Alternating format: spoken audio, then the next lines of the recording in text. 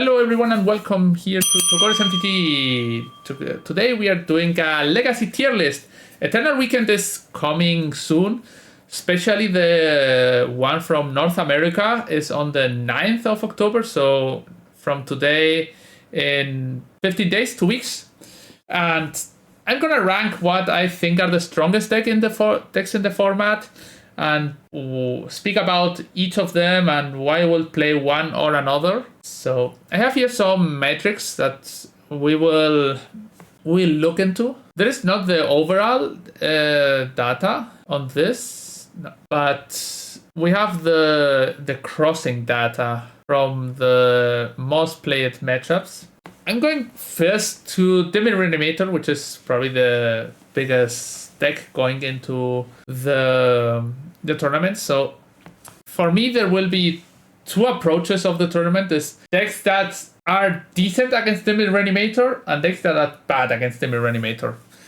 Usually what happens is that the decks that are bad against Dimir Reanimator tend to be good against the rest of the field. Usually against the decks that try to prey on Dimir Reanimator. So that means that, for example, Death and Taxes is good against Dimir Reanimator, and Show and Tell is good against Death and Taxes, but Show and Tell is bad against Dimir Reanimator, so you end in most of these matchups in this loop of this cycle of good and bad cards.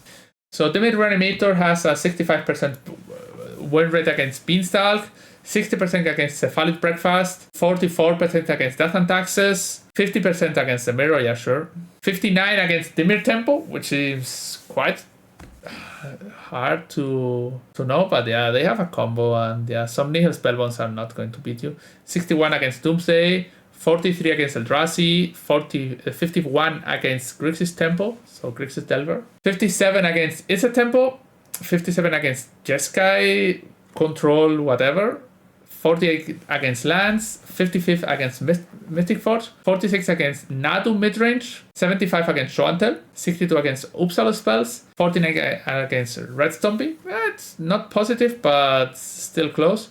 And 74 against Sneak and Show. So if you see, the only matchups below 50% are Death and Taxes, Eldrazi's, Nadu Midrange, and Red Stompy. Those 5 decks are positive against Dimir Reanimator. Okay? I'm going to go into those 5 decks and see what makes them good or bad. Okay, so Death and Taxes beats Beanstalk. Yeah, they just Jordan is too strong. Beats Cephalic Breakfast, Mirror Nothing, beats Dimir Reanimator, beats Dimir Tempo, loses against Doomsday. Doomsday is not a deck that Doomsday is like the turbo prayer of Death and Taxes. Beats Eldrazi, beats Grixis Tempo, beats Isa Tempo, beats Jeskai Control, beats Lands, loses against Mystic Forge. Probably not, because they don't have a good enough sideboard card like Spirit on the Labyrinth or enough Defining Silence. Loses against Nadu Midrange, loses against Omnitel, loses against Uppsala Spells, beats Red Stompy, and loses against Show and Tell. So the resume is like always, Death and Taxes loses to combo decks and to the Nadu Midrange deck, which because it's a lot of value, and Sylvan Safekeeper is a house against this deck. So next deck that beats the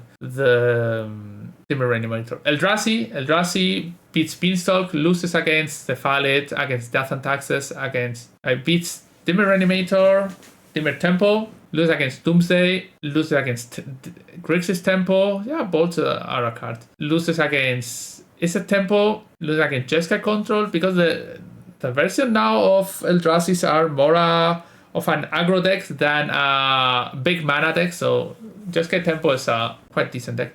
This Jeskai Tempo, this is Jeskai Cats. Jeskai Control, yeah. Could be Cats. It beats Lands. Yeah, the Haste guys is good, but not by much. That it beats Lands. Oh, because of course you Command Exile the 2020. Yeah, sure. Like if they get to flute a Wasteland, then their game is a bit. Loses against Mystic Forge. Beats Nadu. Beats Omnitel. Loses against Uppsala Spells. 50-50 against Red Stompy, and 42%, and loses against Show and Tell. Yeah, Show and Tell is always.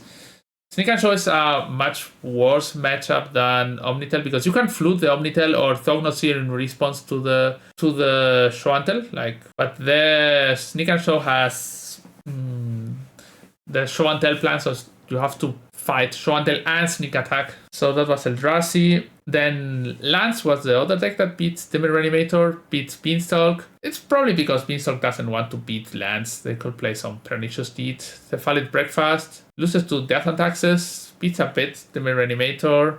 Dimir Tempo, it just destroys them. Because the tempo decks are, the non-ball tempo decks are usually slower. And they don't have a combo like, yeah, I just cheese your out, beats Doomsday, which is quite hard to think of, but since they have a lot of flutes, the matchup has changed. Flute is a card that just fights, destroy Doomsday to maybe a not a so good deck. Lose against Eldrazi, against the tempo decks, it beats them too, like Tabernacle and this. Cutter deck can be good, but yeah. Lose against Jeskai, 50 against Lance. Mystic Forge is a losing matchup. Nadu is a winning matchup, probably just because of Flute and Tabernacle, but yeah, Tabernacle is a house against the Nadu midrange deck. Lose against Omnitel and Sneak and Show, and beats Upsala Spells and by a small margin, Rent Stompy. And then the Nadu midrange combo, which is a deck I like a lot, as beats Beanstalk, loses to Cephalic Breakfast by a small margin, but the deck is faster and more efficient. Beats Death and Taxes, beats Dimir Reanimator, beats Dimir Tempo, loses to Doomsday. I don't think that it's that close a matchup, but yeah, Teferi is a house there. Loses to Eldrazi, loses to the Balls Tempo variants. It's also because they don't use any space on beating it, like more removals helps. Double Cutter can be troublesome. Loses against Jeskai. Yeah, Flame of Honor is a very good strong card against the Nadu midrange combo. Loses against Lance. Loses against Mystic Forge by a small margin. You can be better with playing Null Rotom, so loses against Omnitel, 50-50 against Show and Tell, and then Upsala Spells and Red Stompy are bad matchups. Okay. This is the classic deck that is decent against the top tiers, like the Tempo decks and the Dimir decks, but not the Tempo. It's good against Dimir Reanimator and medium against all the others, so it's a nice deck to fight a field. But I think with Nadu midrange combo, because it's a deck I have played a lot, the biggest strongness of it is hitting on the matchup lottery and how you build your deck and especially your sideboard to fight it. So if you hit that point where I wanted to play against this metagame and I was prepared against this metagame, your Nadu midrange combo ends up pretty good. And then the last one is Red Stompy, which has a winning record against Beanstalk, Cephalic. Dimir loses against Death and Taxes, loses against Dimir Tempo. This is not that bad matchup. 50-50 almost against Doomsday. 50-50 against Eldrazi. Loses to Grixis Tempo and Iset Tempo. Yeah, those matchups are pretty. Loses against Jeskai Wizards. Yeah, they have a lot of basics. And Flame of Honor is such a strong card. Then loses to Lance, to Mystic Forge, to Nadu. It beats Nadu. It loses to Omnitel and Show and Tell. Show and Tell is like the impossible matchup. You see, it's 12% win rate. And then it beats... How can... This has to be wrong. How can Red Stompy beat 50.4% the mirror? This is a fluke. Okay, and then loses to Upsala Spells. So this is that. I'm not going to read more into it. So for me, this is the only interesting thing. So this is the decks that beat Dimir Reanimator or not, and then how good they are. Now we're going to go into the matchup.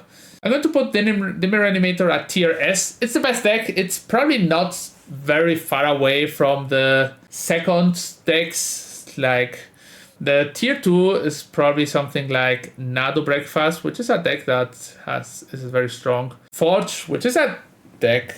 I'm going to put them there and then speak about them. I think that's a better plan. Moon Stompy, Dimir Tempo. Okay, so Dimir Reanimator, everyone knows them and knows what it does. It's just a strong deck, a tempo plan with Tamillo and whatever they want to play, like Bowmasters. No, not very popular, but Bowmasters and Barrogoyfs. And then has a fast and strong combo button. The upside win buttons make decks very strong, and the strongest deck in Magic are always the combo control decks. Then we have the Dimir Tempo, which is a very strong deck, but for me, Probably will put it somewhere here. For me, it's why are you playing this deck with Netherglyphs instead of playing the Dimir Reanimator? Yeah, I don't want to get the hate of Dimir Reanimator, but you can just play the tempo game anyway. You can make your deck more tempo, but for me, Barrow-Goyf is not a strong card in Legacy while there is Entomb Reanimate. Like, why not have those free wins? So, strong deck, because the cards are strong, but still no reason to play it over the Entomb Reanimate deck. Cephalic Breakfast, we just played a league with it. The deck is strong, has a very strong combo finish, turn 2 combo, false base backup, midrange deck with Nadu, a good sideboard that can adapt to everything. So this deck is very strong, and it's probably one of the strongest combo decks going into the Eternal Weekends months. Blood Moons are strong. Blood Moons tend to have good matchup against the tiers from the upper part. Not like amazing. I also think the deck always performs a bit lower than it should be because people pick it because it's easy. The deck is not that easy. You have to try to anaconda your opponent to death. But if you see the players who play it a lot, like Chutin and Kanikan, they top 8 a lot of challenge with it, which it also has great results on the other matchups. So I think the deck is very strong, and it beats and preys on a lot of the top tier decks. Forge Combo. Forge Combo is a deck that it misses something to be a bit faster. It can make turn 1 ring. For me, it's a deck that if you draw Grim Monolith a lot, the deck is very strong. But it's mostly a turn 3, or better say a turn 4 deck. And being a turn 4 deck, sometimes it's slow for Legacy. The deck is strong. It can have very fast wins, and it's very resilient. Other times it just lets you down, but it's a deck that you have to hate out or it will just destroy you. That's something that's going to happen. So now going into what I think are the tier 2s. Nadu, Midrange, Eldrazi, Lance. I'm going to so I guess those 3, maybe I change it later. Those 3, Death and Taxes. I guess those 4 are the tier 2 of the format. The Nadu Midrange deck, Lance, Death and Taxes, and Eldrazi. Those decks have a reasonable matchup against Dimir Reanimator, but struggling against other matchups. So the midrange combo can adapt easy to whatever is faced. Lance with can be very, very strong in the right hands. Like, if you played well. Death and Taxes is the same. Death and Taxes and Lance are mostly the same deck. Just they beat different decks, and Taxes beats this. The problem is, going into a big field like Eternal Weekend, people are just going to jam, and those events in the first 4 or 5 rounds tend to have a lot of combo Andy players that just I play Show and Tell, I play Doomsday, I play Upsala spells, I play any kind of combo juke that beats you. So if you get to end up in the winners metagame, I think these two decks are very strong. But you have to get a life out of the early rounds where people play just a bit of worse decks. Eldrazi is a deck that is very strong, very explosive, has a small problem with flooding out. It is very easy to flood out, and usually you will solve this with cards like Eofugin, but the deck doesn't make as much mana to start recurring Eofugin, so if your opponent stops your 3 first spells, you're probably in a bad spot, but still a strong deck that will be seen. Then I think on tier C are decks like a lot of decks, like lots of decks end up here, like Cloud Post, Beanstalk, Jeska Control, Painters, Tiffelnaut, Delver. Delver should be this is just wrong. I should put Delver here on top. The Delver decks are very strong, and I think they are very, very strong in the format. So this is tier B. I just missed it. So probably something like this. So tier C is usually for decks where if you get the perfect matchup lottery, you are going to win. Or if you are a high expert on that deck, you are going to win with those. There can be also moments in the metagame, like it shifts from week to week, that for some secret reason your deck stays on top of the metagame. If you hit this jackpot, this deck can be very strong. And also, if you're an expert like, I don't know, Martin, JPA, or I don't know, Newton. So if you are the super top expert with those decks, you're going to do fine. But it's mostly because you are an expert and a great Magic player, not because your deck is like busted. Just to tell. So show and tell, Doomsday, combo decks, beat some, lose to some. The Elves Nadu deck is also very strong. Probably not as strong as others, but just as it can be explosive. Earthspeed Bowmaster has been played less and less lately, but Tamiya is still a problem. So you can beat them sometimes. The Jeskai deck, more than the Jeskai, the Mardu deck is the one that impresses me most. The one with Cabal Therapy is the one that has the best matchup against combo with the cats. The deck is strong. Cradle Control is a decent deck. The Cloud Post, now there are two Cloud Post lists going around. One is the green Cloud Post, which is here represented, and the other the one with blue with Portal of Calamity. Those decks are also the classic deck that beat some, lose to some, but hit the right matchups and it can be very strong. The blue deck has very good matchup against combo for some reason. I don't think it's very good against it's a Delver, but Beanstalk, strong deck, nothing against. I don't think it's like that great. Jeskai Control, we saw that it's a very strong deck on the data, beats a lot, but yeah, you're playing a control deck. Painters, the blue and the red version can be fine. It's just that for me, playing the red version is probably correct when the red Elemental Blast is a very strong card in the metagame, and with Entomb Reanimate being something, I don't think that this is happening, but yeah, it kills Murted, it kills Tamiyo. Beanstalk Stifled out a bit, disappeared, but it's a strong deck anyway. And then Uppsala Spells doesn't have great win rates, like it has beats Eldrazi, so it has near to 50% win rate. So it's just like buying 10 tickets of lottery and trying to win the jackpot.